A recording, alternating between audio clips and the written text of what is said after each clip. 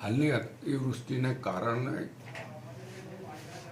જે ખેડૂતો છે એને પારાવાર નુકસાન થયું છે. જે રીતે દેવ ડેમમાંથી 60,000 ક્યુસેક પાણી એક સાથે છોડવામાં આવ્યું, એના કારણે દેવ નદીના પાણી અનેક ગામોમાં ફરી વળતા ખેડૂતોના ઊભા પાકને નુકસાન થયું છે. એ જ રીતે અન્ય ઠેકાણે પણ ઓરસંગના પાણી હોય કે નર્મદાના પાણી હોય, જ્યાં જ્યાં ખેડૂતોને નુકસાન થયું છે એ બાબતનું સરકારનું ધ્યાન દોર્યું છે. મુખ્યમંત્રીશ્રીને પત્ર લખ્યો છે, સાથે કૃષિમંત્રી રાઘવજી પટેલને પણ પત્ર લખીને જાણ કરી છે.